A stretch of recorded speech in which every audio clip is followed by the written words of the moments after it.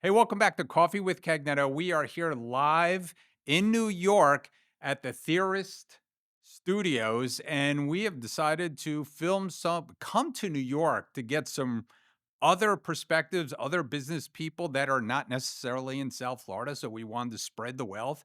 So here we are traveling in New York, and I wanted to bring on our first guest that we're welcoming. Mara Cagnetta, and she has a Hi. similar last name to me, but she's president of Sutherland Welles, and she's going to tell us what Sutherland Wells is in a minute. And we're here to talk about it because it's a great entrepreneurial story. It's sort of your first entrepreneur, but first, Mara, introduce yourself. Hi, I'm Mara Cagnetta. And you've grew up in the New York I area, grew up on Long Island, Dix Hills, yeah, and moved to Rhode Island to go to college and haven't left, partially because I met Rob. right. Met my brother Yes. Rob, and It's a And love story. right, it's a love story, and we're gonna talk to him in a future episode about his business. But adjacent to his business, you and Rob discovered Sutherland Wells. So why don't we talk about that a little bit? Sure. So Rob does historic preservation, not woodworking, historic preservation, contracting. So he works on old buildings. He's very, very passionate. He loves old buildings. And the story is like some 18, 20 years ago, he was very unhappy with all the finishes on the market and for a number of different reasons. And he was doing a job up on the east side of Providence, and a floor guy came in to do the floors and was carrying this can. And Rob was like, "What's that?" And he explained it to Rob and told him what it was. And Rob started using it and never looked back. So for the past 20 years, I've been hearing Rob talk about Sutherland Wells and anybody who would listen, he would talk their ear off about Sutherland Wells. He loves this stuff so much. And so the opportunity came around. He had developed a relationship with the previous owner, Mary, and she was vacationing in Rhode Island. Wanted to meet Rob in person because they've been having extensive phone conversations through the years. And she mentioned she was retiring and that she wanted to sell the business and she was hoping that her employees would buy it. And Rob said, "Well, if that doesn't work out, let me know." And 4 months later, we were moving the whole operation from Northern Vermont down to Providence, Rhode Island. Right. So, and that was a big kind of production. Mm. But talk about like your background. So you're an artist. I'm a visual artist, yeah, so I make, my master's degree is in photography, and I've been showing my work for, how old am I? Probably about 25 years, and teaching, so as an adjunct professor, Right. and that is not a really good career path necessarily, right? Unless you, don't need to work, Right. and so, it was great when I was raising my daughter, but I just got to a point where I was like, there's no advancement here. I'm never gonna, move somewhere where I can get a job because we're so rooted in Rhode Island. Very few teaching jobs, available, and I kind of wanted to retire one day. So this was kind of happening at the same time Sutherland Wells came into the picture, and I guess, I knew that Rob couldn't do both businesses by himself, and I knew he really wanted Sutherland Wells, and it was an opportunity for me to try something else. So I Here jumped you in. are. You Here I jumped am. in as an entrepreneur. And let me tell you, folks, she's doing a fantastic job Thank you. as president of Sutherland Wells. And I think it is part of your artist background. I think you know how you want things to look. Oh, absolutely. Yeah. I mean, you're very particular about the brand itself and the quality and how it makes things look. Yeah. Yes. Yeah. I think so. Again, let's start at the beginning because I, Okay. I don't know if we described it exactly what Sutherland Wells sells. Like, Okay. I will tell you. We please. we make polymerized tung oil wood finishes. So what that is we take tung oil, which is a natural oil derived from nuts of a tung tree, which is a tree that's native to China. It is now cultivated in China, South America, and the United States. We had tung oil production in the United States through like the World War II. The government took over production because it's tung oil is great to coat munitions with because it's protective of metal. And then there was a hurricane that came in and kind of took the rest of the industry out. And there's a gentleman in South Florida now with Gulf Coast tung oil who is reviving tung oil plantations. And the previous owner of the business, Mary, um, helped him get funding for his farms. And so we are basically sourcing 98% of our tung oil from Florida and the Georgia region now. So we start with this oil, tung oil. It's grown in the United States at this point. For Mm. many years, we were importing it from China, but now we're getting it from Florida, which we really like because it's less carbon footprint. Um, And excuse it me. it it has some special qualities to it. Yes, yes. So tung oil. So there are two hardening oils with finishing. It's linseed oil and tung oil. Linseed oil is sort of the Western version. It's comes from flax seeds, right? So it's food source. And then in the eastern part of the world, they use tung oil. So tung oil has been used in China for centuries to protect wood, metal, stone, paper. In the 1960s, the founder of the business, Frank Sutherland Wells, was looking for like an all natural replacement for French polish because at the time the whole industry had moved over to petrochemicals. So environmental concerns are kind of baked in to our story. Wow. And so he learned about polymerizing the oil. And so tung oil um, is really, we think it's the best oil for finishing because it doesn't yellow like linseed oil does. It's harder, it's more durable. Um, it doesn't have like linseed oil can mold and mildew and turn black, Right. where tung oil has like natural fungicidal and insecticidal properties in the tongue, so it's not going to do that. And then we cook it, and so tung oil is notoriously really slow to dry, but when you polymerize it, um, it sort of changes the molecular structure of the oil to be more susceptible to oxygen so that it dries faster. And so we can make our finishes without adding nasty chemicals to it, where most tung oil finishes, you have to add nasty chemicals to get it to dry in a reasonable amount of time. Wow. And so for woodworkers, the oil both penetrates and builds a film finish, so you kind of get the best of both worlds. But the coolest thing about the finish is the way it makes the wood look. So it enhances the grain, it enhances the chatoyance, and it will enhance the natural coloring of the oil. So it really makes wood look incredibly rich and beautiful. So And it's you've very learned a few protective. things. Just I have learned so much. I But I mean, think like it's really, I mean, listen, you went from teaching art Mhm. to being an entrepreneur and now being a wood finish expert. Like what's the hardest thing that you kind of like, what's that transition like? Well, I think teaching is not that different from running a business, right? Because you're constantly juggling, whether you're juggling students or assignments or grading, you're juggling things, right? Right. And that's what I find doing the same thing. I'm constantly juggling between my employees and trying to grow and, you know, all the things that you have to juggle, right? Right. Um so but it's definitely I keep saying like this is my insurance against Alzheimer's because I'm creating new neural pathways all the time because I'm constantly learning new things. Yeah, well, there's a Um, lot to deal with in the world these days, whether it mhm, be tariffs, whether it be supply chain issues, whether it be, I mean, all kinds of things, all right? kinds of things. Yeah. And it's not just the materials we import, it's our cans, it's our labels, it's the ink that the labels get, it's everything. It's the That shipping, it's the distributors. I mean, it's, there's Yep. a lot of lessons to be learned as you're kind of growing into So this. many and I'm learning them. Yeah, but you're doing a great job. I mean, I think it's, again, to everyone out there listening, Sutherland Wells, it's sutherlandwells.com. Sutherlandwells.com. And I'll look at the camera. beautiful, yeah, you can look right in that camera. But yeah, Okay. they're beautiful finishes for wood. And whether you're a hobbyist or building guitars, I mean, what are some of the uses people are using it for? So, I mean, we have a range of different kinds of customers.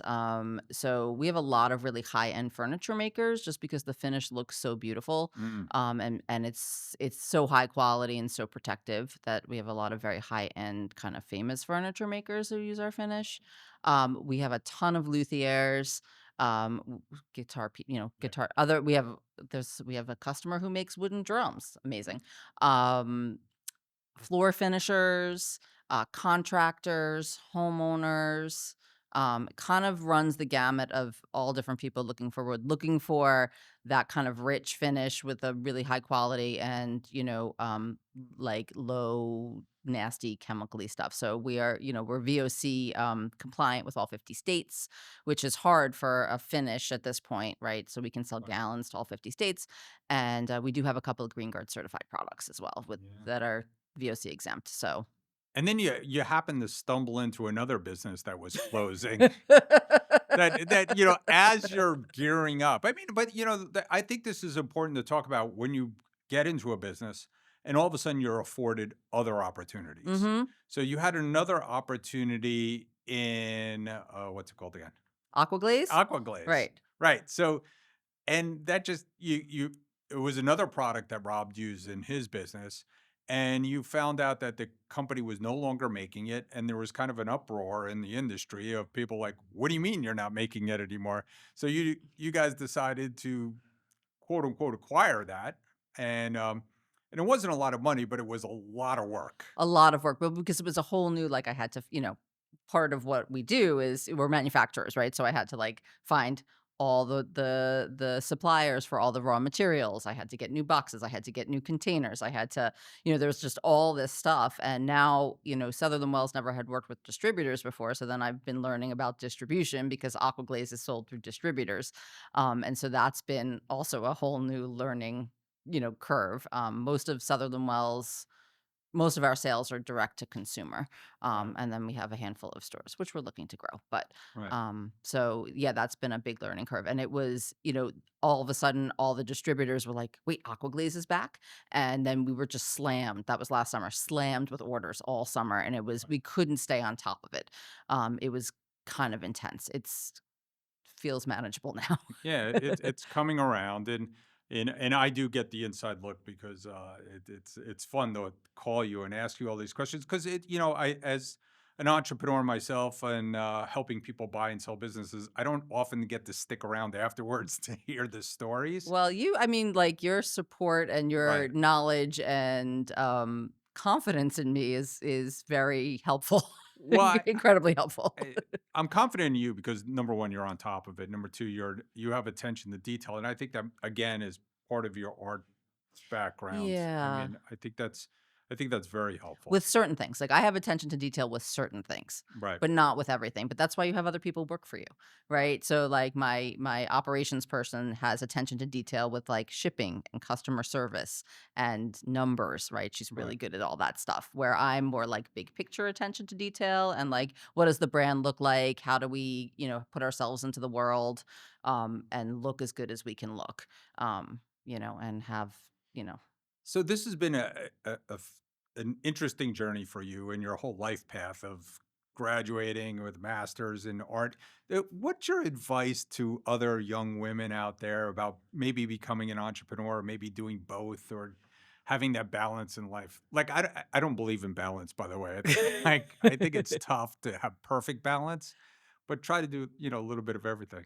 It's definitely a juggle, more than a balance, I feel like, because I'm still, I still have my studio practice. So, like, I haven't given that up. So there's, I'm juggling and most of my weekends are spent in the studio, which is great because I love being there. So Right. that's not a complaint. It just is the way it is. I think, one thing I've learned from doing this is sometimes you just have to go for things, right? It's like, I think you said this to me early on. Sometimes you have to, like, leap before you think about it, Right. and just see what happens. And that is an empowering statement, because I think, especially as women, we're taught to, like, think and overthink and make sure we're doing the right thing, or at least I was, before you do it.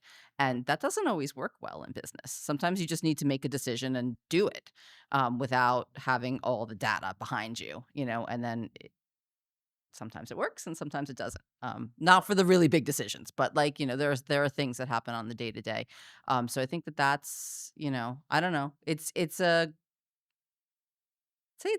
interesting ride, I'm never bored, so if you're someone who doesn't like to be bored, I think owning a business is great, right? Right. Because 'Cause I'm not bored ever. Yeah. That is not a word that I would ever say, and other jobs, teaching, there were moments where it got boring sometimes. Right.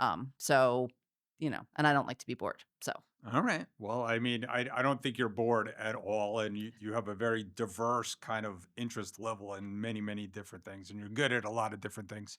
I think the advice that I always uh, I do give that advice. It's kind of ready, shoot, aim.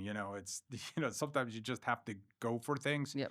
Like the Aqua Glaze thing. I remember when that opportunity came up. It was a very short window that you guys had to go pick up 30 thirty Like thousand. I giant don't know how mixer. It was big. 3,000 pound Yeah. mixer or something, and we had to truck it down and get special electric. And that was like, if you would have realized how hard of work that was, you might not have done it. I probably wouldn't have done it, Right. because then there was that other opportunity that came up, Right. and I think we were all just like, Yeah. maybe, maybe, and then we were all like, no, because it was just going to be too much. It was too It much. was too much. Yeah. So not every opportunity is something you Right, need to right. do. I mean, But the other thing that's kind of cool as a woman is that I do feel like I have really stepped into this place where I'm in control Mhm. of a part of my life that I maybe didn't always feel in control of. Right. And that feels good. Like that feels really good. Right. Like just like, my financial life, right? Right. Like I have a modicum of control over, what's happening. Right. So There's money coming in. You get to look at balance sheets. You're looking at that is a whole financials. education all itself. Yeah, but you're getting, but you feel more comfortable in it now, and we're leveraging, we're getting credit lines. I Yes, mean, I yes, say yeah. we, you are. I'm starting to understand how those balance sheets work. At first it was just all these numbers and I was like, "Oh my God, how am I need to go get an MBA. Like I'm never gonna get this." But, with time and sort of with Yeah. everybody's help, I've started to Right. understand them a little bit better. Inventory goes up, cash goes Yeah. down, or the accounts payable goes up. I Yep. mean, Yep. it's a little bit of everything. So, what's the future? I mean, what are you looking forward to in For Sutherland Sutherland Wells? Wells, well, so this is our 60th anniversary. Wow, So that's we're 60 great. years old. So we've been around for a long time. And I think I know that 60 number. Yeah, it's the same age as me. yay. We have within the woodworking world, we're sort of like this like we like to think of it as we've been a well-kept secret for a long time. So Right. so we have a lot of customers who swear by us, who will only use our finish. And I really want more people to have access to it. So because I really believe in the product. Right. And so I would like more people to know about us. Right. And I think that that's been sort of my thinking on how like what we need to do, in terms of growth is to really just not be a secret anymore. Um Well, let's talk about that, right? Let's leave with that thought. Um, with what's the best way to learn more about Sutherland Wells? our website, www.sutherlandwells.com. We're also on Instagram and TikTok, and YouTube. And Yeah, so you do some cool videos, yeah, we're working on more, and you're going to shows. You want to we're going to mention? shows, yeah, so we're gonna be up at, something called the Main Event in Scarborough, Maine in a few weeks. It's August 9th. And that's a great group of TikTok woodworkers that we've met, who love our finishes. And so we're gonna be there. We'll be meeting those people. And then we're doing our biggest show that we've done so far in September in Austin at the Texas Woodworking Festival that we're really looking forward to. So that's gonna be really fun. There's a lot of space for us to go out west, I think. We're Right. not selling that much in that area. So I'm excited to be bringing Sutherland Wells to, new woodworkers in Okay. Texas. Do you do So, anything fun when you travel? What else do you do? what else do we Visit do? art museums? I try to get to art museums wherever we go when there is. Like probably in Maine we won't because I've been to the Portland Art Museum quite a few times and so that doesn't feel like priority. But Austin, yeah, I'm definitely gonna check out some art when I'm there Wow. because and then, whatever Rob likes to look at old buildings. So we'll find a historic site or two for him and All right. you know, Well, old do that. buildings, finishes, women in business, great. Great subjects. Thank you, Mara, for joining me today. I Thank you, Andy, really for having appreciate me. it. This is great. This has been another great episode with Coffee with Cagnetta here in New York, and we are looking forward to seeing you later. Thank you.